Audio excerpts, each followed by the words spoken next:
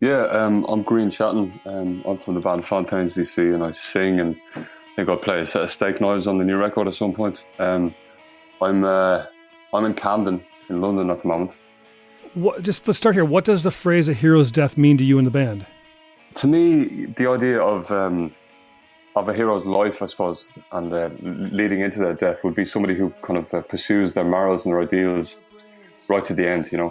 It came from a play by Brendan Behan called The Hostage, which was written, I think, around 1958.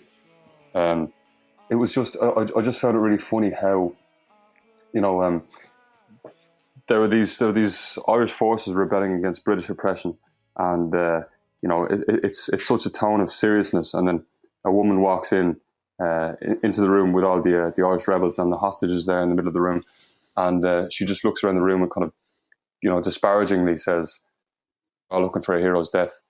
And I just thought I thought it was hilarious, and it made me kind of think about what it means to kind of to go out the right way, to go out your way, I suppose.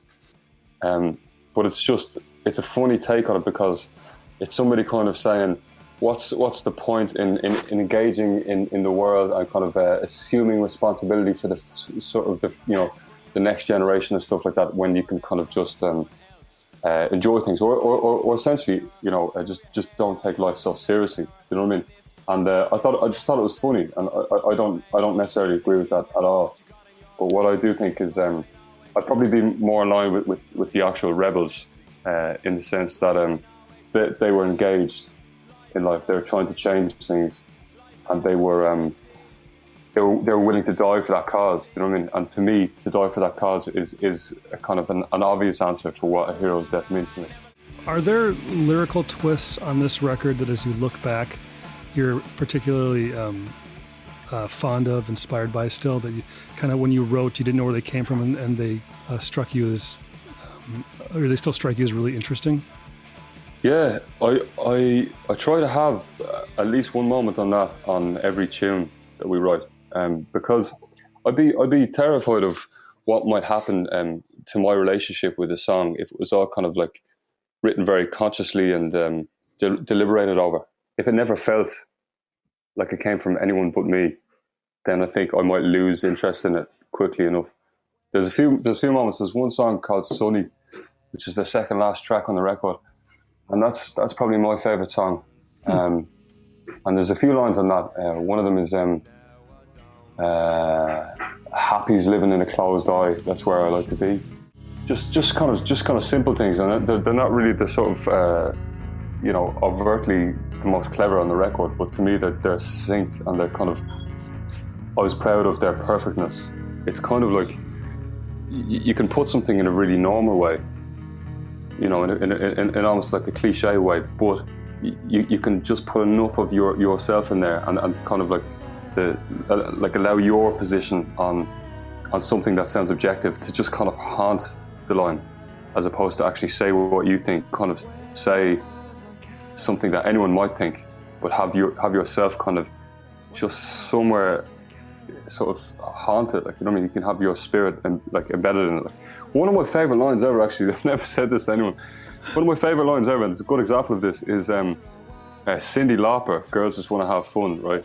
There's a line, I'm not messing, right? There's a line in this track where she says something about, "My father yells, 'What you gonna do with your life?'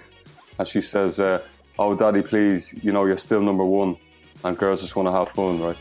That is such an amazing line. The reason it carries so much weight is not because of what it does as a sentence on a page. It's the idea that this girl understands her dad's motives as being protective. Her dad is kind of angry, and she sees right through it as a young girl. She sees that he's just kind of being protective, and it's love. And even though it's a really simple sentence, in that context, it's full of so much. You know what I mean? So I find that funny. Well, I love it. First off, I love that you chose a song that maybe feels like it's a pop, like it's too pop, and therefore doesn't have value, when there's so much great music over so many different genres, including regular, simple pop music. And music snobs kind of turn their nose up to that stuff, and I think they really miss great things because of that. And it's sort of where I was going to go next. I was going to talk about how how you guys have chosen interesting sonic landscapes. You don't go for the obvious. You take chances. I guess, where do you find inspiration? Where does that come from?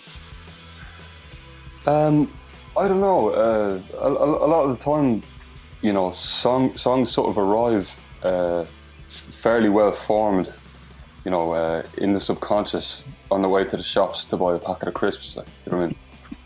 And I think, I get a lot of inspiration from the sea. I think water in general, but I think the sea. I don't get inspiration from, the kitchen sink water. I get inspiration from the river, the lake, and the sea, and the sky. I think it's the nature of its kind of like, it's sort of like massiveness. It's foreverness, and it's kind of changing. I think I don't know what it is. I always felt like when I went down to the sea when I was a kid to write, I'd usually kind of sneak out of the gaff at like 2 a.m. on a school night when I was younger and just go down to the beach. And I felt like the ideas were being carried in to the shore to me by the sea. Sorry, musically, anyway, I think this, I don't know, we're listening to a lot of Lee Hazelwood, a lot of Beach Boys. I think a lot of this album isn't too fast paced. It isn't actually as punky as the last one, maybe. And I think that's because the place that we wanted to put our heads after the last year and a half that we've had was probably always going to be a quiet one, a tranquil one, and one, where somebody could dream, What do you think makes Lee Hazelwood and the Beach Boys great? I think it's their ability to kind of wholly give birth to this entire universe. Yeah. There's a very particular arena that you step into when you stick on some of their tracks, and I think that's so touching because we can all kind of write a line that kind of hits home, but to sort of understand that there's an ineffable universe that exists within each of us, and be able to actually genuinely realize that, to actually bring that out of your skull and put it in a form that people can kind of turn it around under the light like a prism and see aspects of their own life shining through it. I think that breaks my heart and touches me when people can do that well, This is Sound and Vision on 90.3 FM KEXP Seattle. My name is Owen Murphy, and I'm talking to Grian Shatton. He is the lead singer of Fontaines DC. They've just released their latest album, A Hero's Death, Friday, July 31st. Now, Grian, the last time I saw you was at John Richard's bar. I produced the morning show with John, Life on Mars, and you were there visiting us with the band you were on tour with, Idols. Now, we, of course, love Idols here at KEXP. I'm curious, touring with them, what did you take from that? What did you learn? What was that experience like? I think it was really educational for both of us. I can't do what Joe does live. You know what I mean? I just can't. Like, I can't pull that off. To be honest with you, man, I couldn't believe how consistent he was night after night. You know what I mean? Because every single night when you're watching him, every single night has the potential to be the best one over and over again. It's amazing.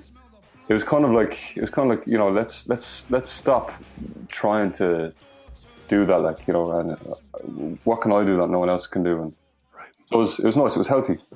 Yeah, that's good. So you finished the album with the song "No," which feels like the right song to end a hero's death. And the word "no" is really powerful. What does it mean to you, the word "no," in the context of that song? It's a refusal. So, it's a refusal to give in to the temptation of, resignation, the easy life, wallowing in self-pity, drinking all the time, and sort of giving you a sense of self. I think what people often do is when they have a lot of guilt on their shoulders, they can define themselves or identify themselves as a guilty, embittered person.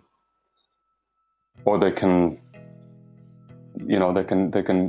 get together and move on and realize that the world would be a better place if they were engaged and a contender, as Marlon Brando would say. The funny story about that title is I just asked Carlos if he had any ideas for the title, and he said no, and I said perfect. but it is perfect, you know. And that doesn't make it any less fitting because it came from that context. Give us all you got.